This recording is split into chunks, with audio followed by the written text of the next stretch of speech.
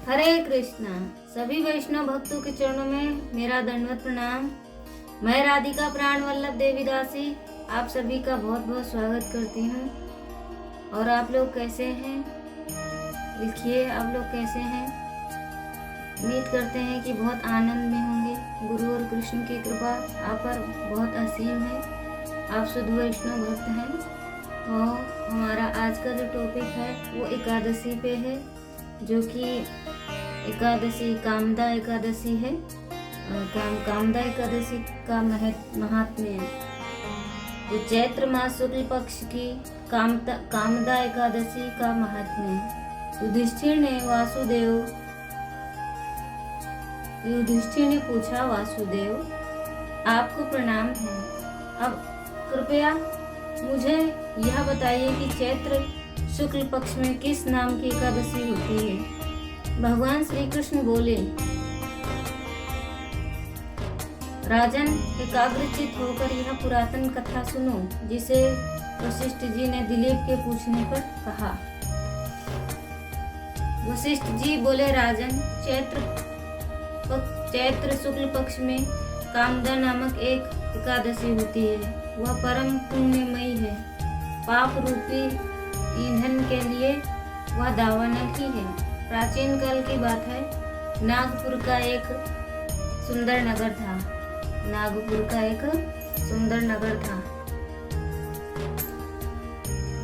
जहाँ सोने के महल बने हुए थे। जो सुंदर, क्या नाम था, नागपुर का एक नगर था। वहाँ पे सुंदर महल बने हुए थे। उस नगर में पुंडरीक आदि महाभयंकर नाग निवास करते थे। पुंडरीक नाम का नाग उन दिनों वहाँ राज्य करता था। गंधर्व, किन्नर और अप्सराएं भी उस नगरी में सेवन करती थी। वहाँ एक श्रेष्ठ अप्सरा थी जिसका नाम ललिता था। वहाँ ललित नामक गंधर्व भी था। वे दोनों पति पत्नी के रूप में रहते थे। दोनों ही परस्पर काम में पीड़ित रहते थे, अर्थात उनके जो काम पीड़ा थी वो हमेशा उसी में रत रहते थे, पीड़ित रहते थे। जैसे आदत लग जाती है किसी चीज की, जिसका ललिता के हृदय में सदा पति की ही मूर्ति बसी रहती थी। और ललित के हृदय में सुंदरी ललिता का नित्य निवास था। एक दिन की बात है, तो जो हस्बैंड वाइफ होते हैं, पति पत्नी होते हैं, तो उनके एक दूसरे के हृदय में पति पत्नी की ही तस्वीर होती है।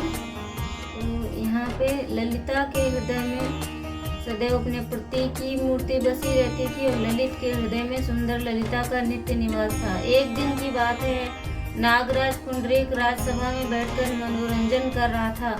उस समय ललित का गान हो रहा था, किंतु उसके साथ उसकी प्यारी ललिता नहीं थी। गाते गाते उसे ललिता का स्मरण हो आया, अतः उसके पैरों की गति रुक गई और जीभ लड़खड़ाने लगी। नागों में श्रेष्ठ करकोटक को ललित के मन का संताप ज्ञात हो गया, अतः उसने राजा पुंडरीक को उसके पैरों की गति रुकने और गान में त्रुटि होने की बात बता दी। करकोटक की बात सुनकर नागराज पुंडरीक की आंखें क्रोध से लाल हो गईं। उसने गाते हुए कामातुर ललित को श्राप दिया, दुर्बुद्धे, तू मेरे सामने गान करते समय भी पत्नी के वशीभूत हो गया, इसलिए राक्षस हो जा।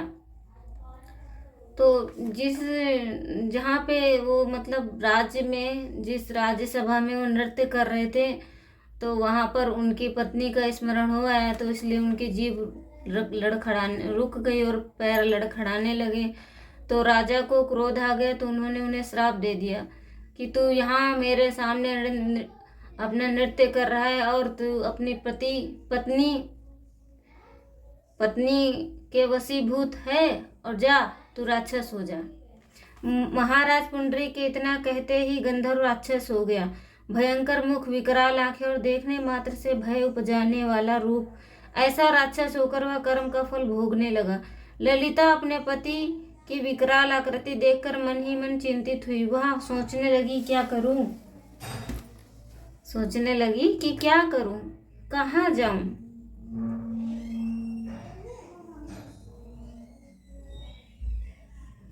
मेरे पति पाप से कष्ट पा रहे हैं। वह रोती हुई घने जंगल में पति के पीछे पीछे घूमने लगी। वन में उसे एक सुंदर आश्रम दिखाई दिया जहाँ वह एक शांत मुनि बैठे थे। उनकी किसी भी प्राणी के साथ कोई वैर नहीं था। ललिता शीघ्रता के साथ वहां गई और मुनि को प्रणाम करके उनके सामने खड़ी हो गई। मुनि बड़े दयालु थे। उस दुखिनी को देखकर वे इस प्रकार बोले, सुबह तुम कौन हो, कहाँ से आई हो, मुझे निसंकोच सत्य बताओ। तो जो मुनि थे, आश्रम में मुनि थे ना, उन्होंने ललिता से पूछा कि आप कौन हैं, आप कहाँ से आई हैं, निसंकोच मुझे सत्य बताओ। ललिता ने कहा, महामुने, वीरंधवा नाम वाले एक गंधर्व हैं। मैं उन्हीं महात्मा की पुत्री हूँ। मेरा नाम ललिता है। मेरे स्वामी अपने पाप दोष के कारण राक्षस हो गए हैं। उनकी यह अवस्था देखकर मुझे चैन नहीं। ब्राह्मण, इस समय मेरा जो कर्तव्य है वह बताइए। विप्रवर, जिस पुण्य के द्वारा मेरे पति राक्षस भाव से छुटकारा पा जाए, उसका उपदेश कीजिए। ऋषि बोले, भद्रे, इस समय चैत्र मास के शुक्ल पक्ष की कामदा नामक एकादशी तिथि है, जो सब पापों को हरने वाली और उत्तम है। तुम उसी का विधिवत व्रत करो। इस व्रत का जो पुण्य है उसे अपने स्वामी को दे दो। पुण्य देने पर क्षण भर में ही उसके शाप का दोष दूर हो जाएगा। राजन, मुनि का यह वचन सुनकर ललिता को बड़ा हर्ष हुआ। उसने एकादशी का उपवास करके द्वादशी के दिन उन ब्रह्मर्षि के समीप ही भगवान वासुदेव के श्री विग्रह के समक्ष अपने पति के उद्धार के लिए यह वचन कहा, मैंने यह कामदा एकादशी का व्रत उपवास किया है, उसके पुण्य के प्रभाव से मेरे पति का राक्षस भाव दूर हो जाए। तो हमें भी यही प्रार्थना करनी चाहिए। जो चीज हमें प्राप्त करनी है, पहली बात तो हमें भक्ति ही मांगनी चाहिए। कोई भी कार्य करो, किसी भी देवी देवता की पूजा करो, तो सबसे पहले हमें भगवान से क्या मांगना चाहिए, भक्ति ही मांगनी चाहिए। तो ललिता ने अपने पति को राक्षस से मुक्त कराने के लिए, उनके पाप को दूर कराने के लिए उन्होंने व्रत रखा। और फिर वो एकादशी से कहती हैं कि मेरे पति मेरे व्रत का पुण्य है, उस पुण्य के प्रभाव से मेरे पति का राक्षस भाव दूर हो जाए। वशिष्ठ जी कहते हैं, ललिता के इतना कहते ही उसी क्षण ललित का पाप दूर हो गया। उसने दिव्य देह धारण कर लिया, राक्षस भाव चला गया और पुनः गंधर्वत्व की प्राप्ति हुई। राजन, वे दोनों पति पत्नी कामदा एकादशी के प्रभाव से पहले की अपेक्षा अधिक सुंदर रूप धारण करके विमान पर आरूढ़ होकर अत्यंत शोभा पाने लगे।